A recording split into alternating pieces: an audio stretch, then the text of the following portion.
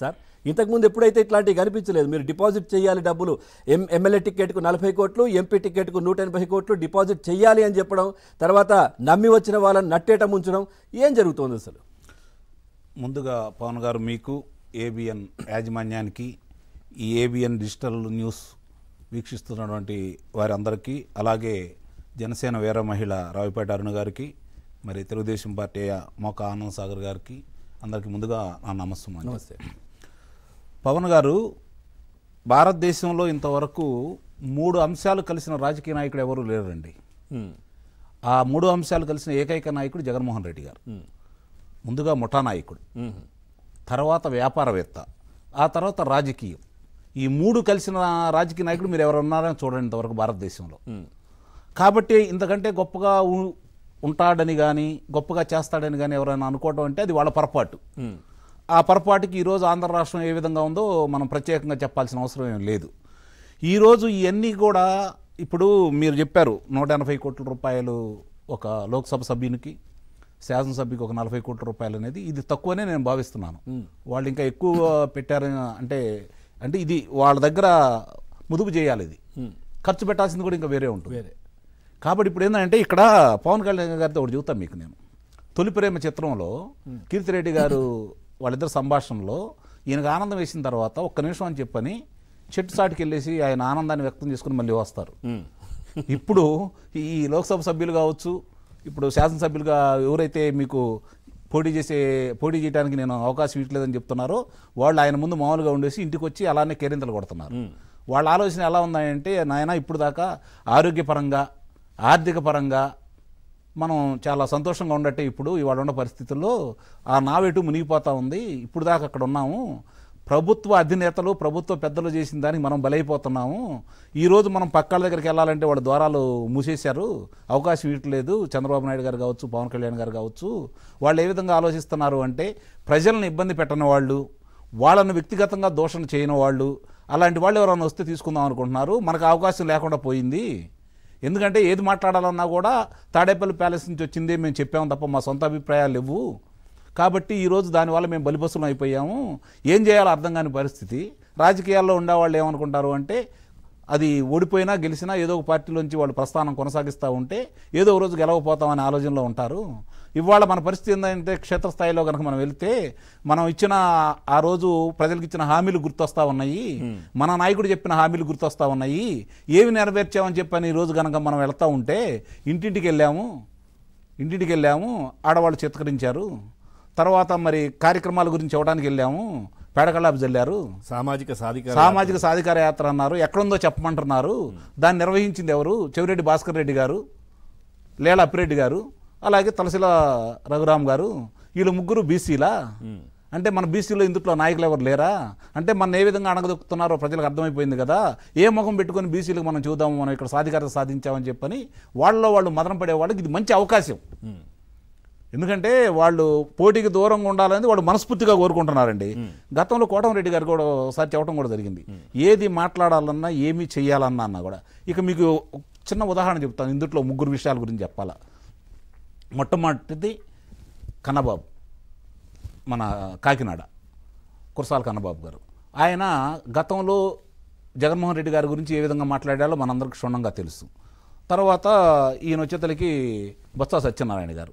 బొత్స సత్యనారాయణ గారి వల్ల ఆ రోజు నిండు శాసనసభ సాక్షిగా కళ్ళమట నీళ్లు పెట్టుకున్నారు విజయమ్మ గారు. మళ్ళీ తిరిగి ఆయన తీసుకొచ్చేసి తన పార్టీలో పెట్టుకొని ఆయనకు మంత్రి పదవి ఇచ్చేశారు. మిగిలిన వాళ్ళని 2.5 సంవత్సరాలు తీసేసినా కూడా ఆయన కొనసాగిస్తూనే ఉన్నారు. విజయ అని కూడా మాట్లాడారు ఆయన.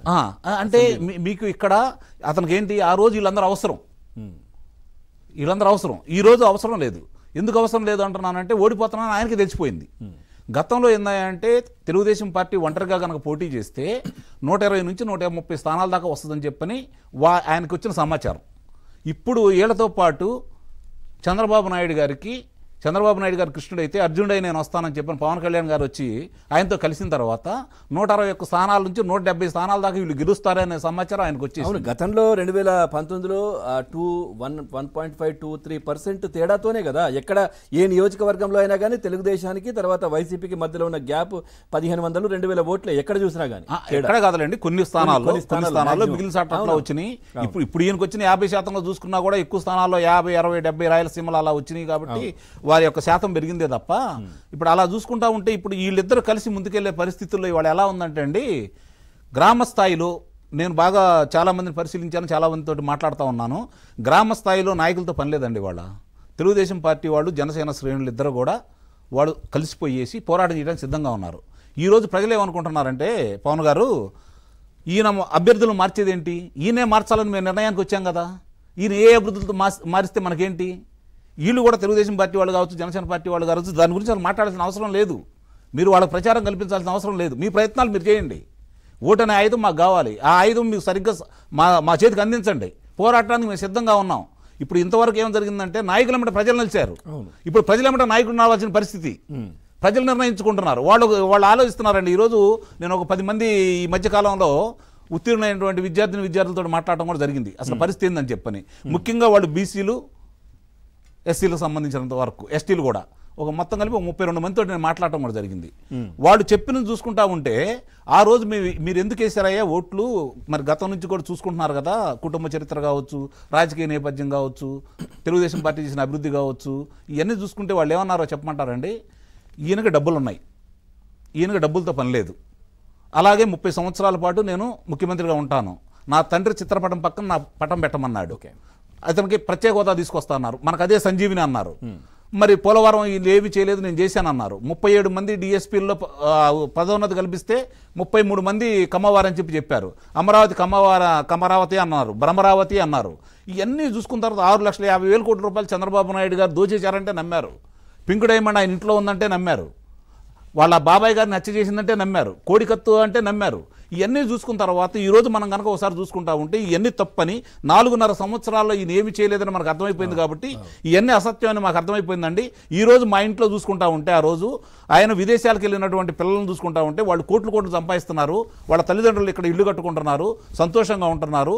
మా బట్టి వాళ్ళకేమో తీసుకెళ్లి వాలంటరీ ఉద్యోగాలు ఇచ్చారు, అసహించుకుంటున్నారు, మమ్మల్ని తిడుతున్నారు. మా తల్లిదండ్రులు తలగా ఎత్తుకోలేకపోతున్నారు. మాకంటే కూడా మా తల్లిదండ్రులు బాధపడుతున్నారు.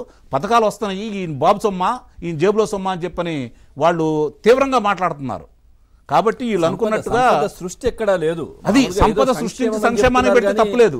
సంక్షేమానికే పూర్తిగా దోచిపెట్టి అది కూడా అరకొరగా అది కూడా ఇప్పుడు చదువుకున్న పిల్లలు ఏం ఆలోచిస్తున్నారంటే వీళ్ళు చెప్పేదాని ప్రకారం చూసుకుంటే 2,43,000 కోట్ల రూపాయలు మాకు ఇచ్చారని అంకెలతో సహా వాళ్ళు చెబుతున్నారు కదా, మిగిలిన 6 లక్షల కోట్ల రూపాయలు ఏమైపోయినాయని చెప్పి అడుగుతున్నారు. సార్ అరుణ గారితో మాట్లాడదాం, జనసేన పార్టీ నుంచి ఉన్నారు. అరుణ గారు నమస్తే అండి.